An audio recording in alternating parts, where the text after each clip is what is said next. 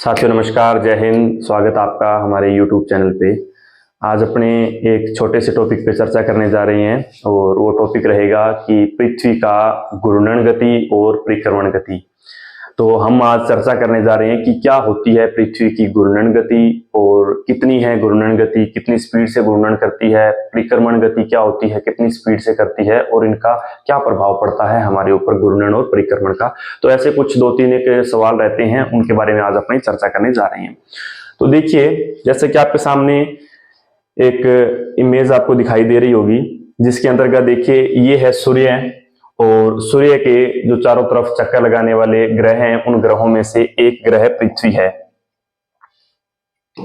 और ये पृथ्वी सूर्य के चारों तरफ इस प्रकार चक्कर लगाती है। ये जो सूर्य के चारों तरफ पृथ्वी घूमती है और अपने अक्ष पर भी घूमती है, यानी पृथ्वी की घूमने की दो प्रकार हैं, एक तो अपने अक्ष पर घूमना और एक सूर्य के चारों तरफ घूमना। इसी को घूर्णन और परिक्रमण कहते हैं। तो देखते हैं, पहले तो देखिएगा घूर्णन की बात कर लेते हैं। पृथ्वी का घूर्णन,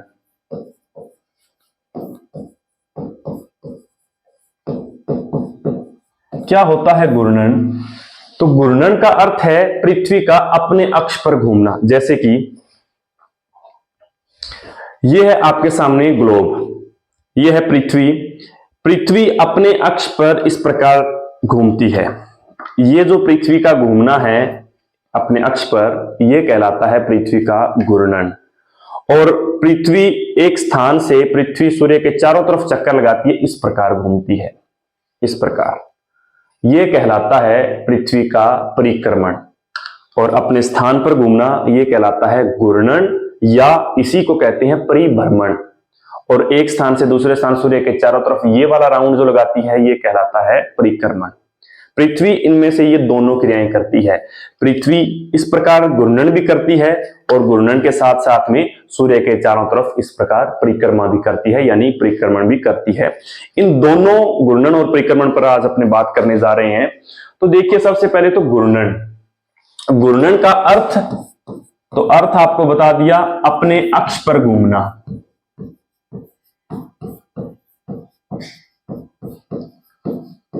उसके बाद जो सवाल रहता है कि पृथ्वी का जो ये घूर्णन है अपने अक्ष पर घूमती है, कितनी स्पीड से घूमती है? तो इसकी अगर स्पीड की बात करें, गति की बात करें, तो ये गति रहती है 1600 किलोमीटर प्रति घंटा। यानी पृथ्वी अपने अक्ष पर 1600 किलोमीटर प्रति घंटा की रफ्तार से घूमती है। और हम जो पृथ्वी की सतह के ऊपर रहने वाले जीव हैं, ये भी हम पृथ्वी के घूर्णन के साथ ही हम भी 1600 किलोमीटर प्रति घंटा की रफ्तार से घूम रहे हैं। तो प्रश्न रहता है कि सर हमें महसूस क्यों नहीं होता, हम इतनी स्पीड से घूमते हैं? यानी कि जो एक जेट विमान की स्पीड से दोगुनी स्पीड है, यानी जो सामान्य जेट विमान होते हैं वो लगभग 700-800 किलोमीटर प्रति घंटा की रफ्तार से चलते हैं, पृथ्वी उनसे दोगुनी गति से घूम रही है, फिर भी अपने को महसूस क्यों नहीं होता? तो उसके पीछे कारण रहता है, देखिएगा, ये पृथ्वी जो 1600 किलोमीटर प्रति घंटा की रफ्तार से, इससे भी ज्यादा तेजी गति से घूम रही है, इसके ऊपर रहने वाले जीव भी इसी के साथ में घूम रहे हैं, लेकिन इनको महसूस नहीं होता। उसके पीछे कारण ये है, पृथ्वी के अंदर पाया जाता है गुरुत्वाकर्षण बल। गुरुत्वाकर्षण बल आप जानते हैं कि पृथ्वी के अंदर एक चुंबकीय शक्ति है जो हर चीज को अपनी तरफ खींचती है। यानी हम इस पृथ्वी के ऊपर जो भी चीजें टिकी हुई हैं, वो उनके टिकने का कारण क्या है? गुरुत्वाकर्षण बल। गुरुत्वाकर्षण बल के कारण ही हम इस सतह पर टिके हुए हैं। तो गुरुत्वाकर्षण बल इतना प्रभावी है कि वो पृथ्वी के ऊपर मौजूद सभी चीजों को अपने ऊपर चिपकाए हुए है, यानी पृथ्वी के सतह पर चिपके हुए हैं। और पृथ्वी जैसे जैसे घूर्णन करती है, पृथ्वी के ऊपर मौजूद सभी चीजें पृथ्वी के साथ साथ घूमती हैं। इसी कारण से हमें ये महसूस नहीं होता कि हम इतनी स्पीड से घूर्णन कर रहे हैं या गति कर रहे हैं। जैसे कि एग्जाम्पल हम ले लेते हैं हवाई जहाज का, कि हम हवाई जहाज में जब बैठे होते हैं तो हवाई जहाज की आवाज अगर हमें सुनाई न दे और हम बाहर ना देखें, तो हमें ये महसूस नहीं होगा कि हम 600-700 किलोमीटर प्रति घंटा की रफ्तार से जा रहे हैं। कारण, क्योंकि हमारे आसपास बैठे हुए लोग या हमारे आसपास की वस्तुएं वो भी उसी गति से आगे बढ़ रही होती हैं, इस कारण से हमें महसूस नहीं होता। जैसे कि हम बात कर लें रेलगाड़ी के अंदर, अगर हम बैठे हैं तो रेलगाड़ी के हमें स्पीड कब महसूस होती है, या तो आवाज से, या फिर हम जब बाहर देखते हैं तो चीजें हमें दौड़ती हुई प्रतीत होती हैं, जिससे हमें पता चलता है कि हम क्या कर रहे हैं, गति कर रहे हैं। अगर साइडों में पर्दे लगा दिए जाएं ट्रेन के, और ट्रेन की आवाज बिल्कुल भी बंद हो, किसी कारणवश बंद कर दिया जाए, या हम कोई कान में हेडफोन लगा लें, तो हमें ऐसा महसूस होगा कि हम एक स्थान पर बैठे हैं, चाहे कितनी भी तेज गति से ट्रेन चल रही हो। इसका कारण क्या है? क्योंकि जितनी गति से ट्रेन चल रही है, यानी हम जितनी गति से आगे बढ़ रहे हैं, हमारे आसपास की चीजें भी उतनी ही तेजी से आगे बढ़ रही हैं, उतनी तेजी से गति कर रही हैं, जिस कारण हमें महसूस नहीं कर पाते। सेम वही है कारण, पृथ्वी 1600 किलोमीटर प्रति घंटा की रफ्तार से घूर्णन करती है, हमें महसूस इसलिए नहीं होता क्योंकि हमारे आसपास की मौजूद, पृथ्वी के ऊपर मौजूद सभी चीजें पृथ्वी के साथ घूर्णन करती हैं, इस कारण से हमें ये महसूस नहीं होता। पहला प्रश्न। दूसरा प्रश्न ये रहता है कि जैसे हम विमान में किसी स्थान से दूसरे स्थान का यात्रा करते हैं विमान से, तो विमान एक स्थान से दूसरे स्थान पर जाता है। तो प्रश्न ये रहता है कि सर अगर पृथ्वी घूर्णन कर रही है इस प्रकार, तो घूर्णन तो सतह पर हो रहा है, अगर हम विमान को ऊपर ऊंचाई पर ले जाकर रोक दें तो फिर पृथ्वी नीचे घूर्णन करती रहेगी, और घूर्णन करती रहेगी तो स्थान बदलते रहेंगे। यानी कि हम हवाई जहाज को या हेलीकॉप्टर को ऊपर ले जाकर रोक दें आसमान के ऊपर, और जब पृथ्वी घूमकर जो स्थान हमारा गंतव्य स्थान है, जहां पर हमें पहुंचना है, जब वो स्थान आएगा तो हम उसको नीचे उतार लें, तो क्या ऐसा संभव है? तो ऐसा बिल्कुल भी संभव नहीं है। इसके पीछे कारण क्या है? इसके पीछे भी कारण है गुरुत्वाकर्षण बल। पृथ्वी के घूर्णन के साथ साथ ना सिर्फ जो पृथ्वी की सतह पर हैं वो घूमते हैं, बल्कि पृथ्वी के जो वायुमंडल है, वायुमंडल, ऊपरी वायुमंडल, सैकड़ों किलोमीटर के वायुमंडल भी पृथ्वी के साथ साथ घूर्णन करता है।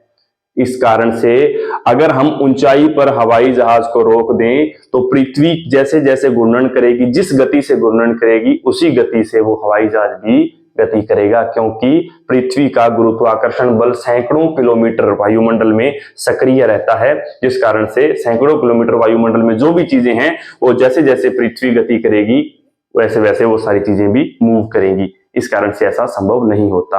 हाँ, अगर हम उस गुरुत्वाकर्षण बल को पार कर जाते हैं तब ऐसा संभव है, और जो कि मुमकिन नहीं है। तो ये मुख्य पृथ्वी के घूर्णन से संबंधित दो सवाल रहते हैं। और एक सवाल रहता है कि सर ये जो 1600 किलोमीटर स्पीड है, ये 1600 किलोमीटर स्पीड कहां पर है पृथ्वी में? तो पृथ्वी का जो केंद्र बिंदु है, यानी ये सेंटर, ये पृथ्वी का जो सेंटर है, इस लाइन को हम कहते हैं भूमध्य रेखा। तो पृथ्वी जो घूर्णन करती है, इसकी सबसे ज्यादा स्पीड होती है इस भूमध्य रेखा के ऊपर, यानी कि पृथ्वी के सेंटर में सबसे ज्यादा गति होती है, और वो गति है 1600 किलोमीटर। जैसे जैसे हम ऊपर जाते हैं ध्रुवों की ओर, यानी नॉर्थ पोल और साउथ पोल, यानी जैसे जैसे हम इस भूमध्य रेखा से ऊपर की ओर आते हैं, ये उत्तरी बिंदु है और ये दक्षिणी बिंदु यानी दक्षिण ध्रुव है, वैसे वैसे पृथ्वी की घूर्णन स्पीड कम होती जाती है। और यहाँ एकदम उत्तरी बिंदु पर और दक्षिणी बिंदु पर, जो कि 90 डिग्री उत्तरी अक्षांश और 90 डिग्री दक्षिणी अक्षांश है, यहाँ पर आकर पृथ्वी की घूर्णन स्पीड शून्य हो जाती है। यानी सबसे ज्यादा स्पीड कहां पर है? 0 डिग्री के ऊपर। कितनी है? 1600 किलोमीटर। तो ये है पृथ्वी के घूर्णन से संबंधित 2-3 महत्वपूर्ण सवाल, जिस पर अपन ने चर्चा कर ली। तो अर्थ आपको बता दिया, अपने अक्ष पर घूमना, स्पीड है 1600 किलोमीटर। होता क्या है, कार्य क्या है घूर्णन का? तो घूर्णन से बनते हैं दिन और रात, दिन व रात। और अगर हम अवधि की बात करें कि अपने अक्ष पर जो पृथ्वी घूमती है, ये अपना एक चक्कर कितने टाइम में पूरा करती है? तो 24 घंटे के अंदर ये अपना एक राउंड पूरा कर लेती है पृथ्वी। 24 घंटे के अंदर, जिसमें से अपने 12 घंटे का दिन, 12 घंटे की रात होती है। यानी घूर्णन से बनते हैं दिन और रात, और घूर्णन अवधि है 24 घंटे। और अर्थ और स्पीड मैंने आपको बता दी। ये तो है पृथ्वी का घूर्णन। बात कर लेते हैं पृथ्वी के परिक्रमण की। तो सबसे पहले तो परिक्रमण का अर्थ क्या है? तो अर्थ अभी मैंने आपको बताया कि सूर्य के चारों ओर घूमना या चारों ओर चक्कर लगाना, चारों ओर चक्कर लगाना। यानी पृथ्वी सूर्य के चारों तरफ राउंड लगाती है, उसको कहते हैं हम परिक्रमण काल। अगर हम इसकी अवधि की बात करें, कितने समय में सूर्य के चारों तरफ चक्कर लगा लेती है, तो लगभग 365 दिन। 365 दिन में पृथ्वी अपना एक चक्कर पूरा कर लेती है। होता क्या है इस परिक्रमण से कार्य, तो ये परिक्रमण से बनती हैं ऋतुएं। ऋतुएं यानी कि जैसे कि शीत ऋतु, ग्रीष्म ऋतु, अलग अलग देशों में अलग अलग समय पर ये ऋतुएं आती हैं। तो इन ऋतुओं के आने का कारण है पृथ्वी का परिक्रमण काल। और अगर इसकी स्पीड की बात करें, जैसे कि घूर्णन स्पीड 1600 किलोमीटर प्रति घंटा थी, तो इसकी जो परिक्रमण स्पीड है वो लगभग 1,07,000 किलोमीटर प्रति घंटा की रफ्तार से पृथ्वी सूर्य के चारों तरफ चक्कर लगाती है। इतनी स्पीड होने के बावजूद भी सूर्य का एक राउंड पूरा करने में इसको समय लग जाता है 365 दिन, यानी 1 साल का समय लग जाता है। और इसके अंदर विशेष बात यह रहती है कि जो पृथ्वी सूर्य के चारों तरफ चक्कर लगाती है तो बिल्कुल केंद्र में नहीं रहता सूर्य, यानी इस प्रकार देखिए ये स्थिति कहलाती है उपसौर और अपसौर की स्थिति। यानी ये है सूर्य और ये है पृथ्वी, ये है पृथ्वी का परिक्रमण कक्षा, यानी पृथ्वी इस कक्षा के अंदर परिक्रमण काल पूरा करती है। ये जो राउंड पूरा करती है ये 365 दिन में करती है, जिसके अंतर एक समय ऐसा आता है, एक समय ऐसा आता है जब सूर्य से पृथ्वी सबसे ज्यादा नजदीक होती है, और एक समय ऐसा आता है जब सूर्य से पृथ्वी सबसे ज्यादा दूर होती है। तो एक साल के अंदर जब ये है पृथ्वी और ये है सूर्य सबसे ज्यादा नजदीक होती है, उस स्थिति को कहते हैं उपसौर। और सबसे ज्यादा दूर जब होती है, ये रही सबसे ज्यादा दूर, इसको कहते हैं अपसौर। प्रश्न रहता है कि सर उपसौर और अपसौर से होता क्या है। सबसे पहले तो ये दिनांक आप याद रखिएगा कि सूर्य से सबसे नजदीक पृथ्वी है, उपसौर है, यानी तो उपसौर होता है 3 जनवरी को, यानी 3 जनवरी को पृथ्वी सूर्य के सबसे नजदीक होती है, जिस घटना को उपसौर कहते हैं। और सबसे ज्यादा दूर कब होगी, तो सबसे ज्यादा दूर होगी 4 जुलाई को, और 4 जुलाई की वाली घटना को कहते हैं अपसौर। अगर इनके बीच में डिफरेंस की बात करें तो जब सबसे ज्यादा नजदीक होती है पृथ्वी, उस समय इनके बीच की दूरी होती है 14,70,000 किलोमीटर, यानी उपसौर के समय 14,70,000 किलोमीटर की दूरी है। और जब सबसे ज्यादा दूर है पृथ्वी सूर्य से, इस समय दूरी होती है 15,10,000 किलोमीटर। यह है उपसौर और अपसौर। तो यहां पर एक प्रश्न जो रहता है कि सर सबसे ज्यादा नजदीक है पृथ्वी जब सूर्य के, तो वो टाइम है 3 जनवरी का, तो उस समय तो हमारे यहाँ पर ठंड पड़ती है, यानी शीत ऋतु होती है, जबकि होना ये चाहिए कि नजदीक है तो यहाँ पर गर्मी होनी चाहिए। तो साथियों इसका उत्तर ये है कि 3 जनवरी को भारत के अंदर शीत ऋतु होती है, पूरे विश्व के अंदर नहीं होती। यानी हम पूरी पृथ्वी की बात कर रहे हैं, पृथ्वी के सभी देशों में शीत ऋतु नहीं होती, सिर्फ भारत के अंदर होती है। तो ऐसा क्या होता है कि पृथ्वी सूर्य के इतना नजदीक होने के बाद भी भारत के अंदर जो है वो शीत ऋतु है, ग्रीष्म ऋतु नहीं है। उसका कारण ये है क्योंकि इस समय भारत के ऊपर सूर्य की किरणें तिरछी पड़ती हैं, यानी जब ये पृथ्वी सूर्य के नजदीक होती है तो भारत इस साइड में है, यानी बैक साइड रह जाता है, क्योंकि सूर्य की किरणें जो है वो सीधी पड़ेंगी तब तापमान बढ़ेगा। जैसे कि ये मान लीजिए ग्लोब है, ये सूर्य है, तो यहां पर नजदीक तो है, लेकिन जो सामने किरणें पड़ेंगी जिस भाग पर, वहां पर तापमान ज्यादा होगा। अगर यहां पर कोई स्थान है जहां पर सूर्य की किरणें तिरछी आएंगी तो यहां पर तापमान कम होगा। तो यहां पर यह स्थिति होती है जब उपसौर होता है 3 जनवरी, तो उस समय भारत सामने वाली साइड में न होकर पीछे वाली साइड में होता है, यानी भारत के ऊपर सूर्य की किरणें इस समय तिरछी पड़ती हैं। इस कारण से नजदीक होते हुए भी भारत के अंदर शीत ऋतु है। और अगर यहां पर आ जाएं तो यहां पर अपसौर, यानी 4 जुलाई को सूर्य से पृथ्वी सबसे ज्यादा दूर होती है, लेकिन जुलाई में अपने गर्मी होती है। तो यहां पर उल्टा होता है, दूर होने के बावजूद भी भारत में गर्मी इसलिए है क्योंकि इस समय जो भारत है वो सूर्य के एकदम सामने होता है, यानी सूर्य की किरणें भारत के ऊपर एकदम सीधी पड़ रही होती हैं। ये है भारत, ये है 4 जुलाई, तो ये किरणें बिल्कुल सीधी पड़ेंगी। तो दूरी मायने नहीं रखती, सूर्य की किरणें मायने रखती हैं। सीधी किरणें पड़ेंगी तो तापमान अधिक, तिरछी किरणें पड़ेंगी तो तापमान कम। तो यहां पर नजदीक वाले टाइम पर सूर्य की किरणें भारत पर तिरछी पड़ती हैं और दूर वाले टाइम पर सूर्य की किरणों के एकदम सामने होता है भारत। इस कारण से भारत के अंदर ग्रीष्म ऋतु होती है।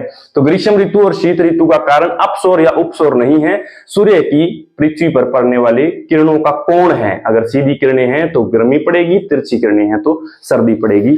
तो ये है पृथ्वी का परिक्रमण काल। और परिक्रमण में आपको ये ध्यान रखना है उपसौर और अपसौर और इनकी तारीख। और जैसा कि आपको बताया है,